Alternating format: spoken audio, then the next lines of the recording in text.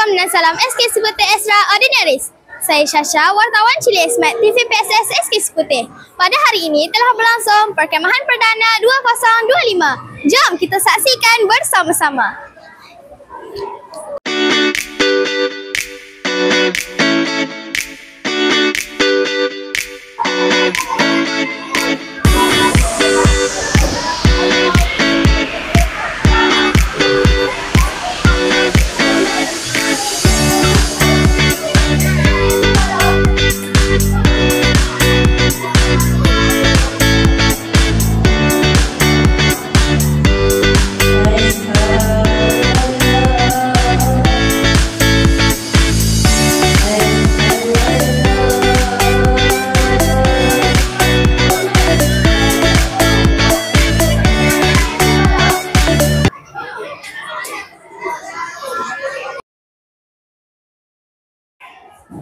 Assalamualaikum dan salam SK Putih Extraordinaries.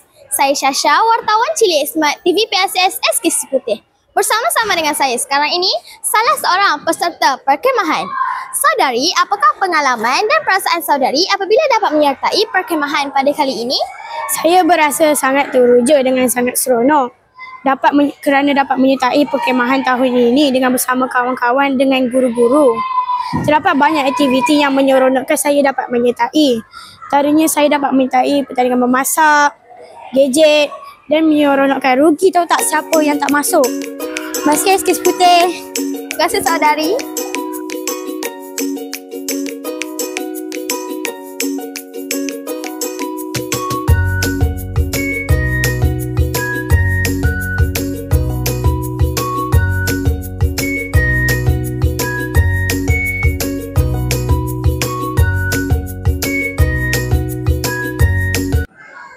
Alhamdulillah, perkemahan yang berlangsung pada kali ini berjalan dengan lancar dan meriah.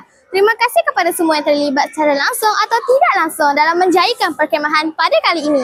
Jumpa lagi pada aktiviti yang akan datang. Bye!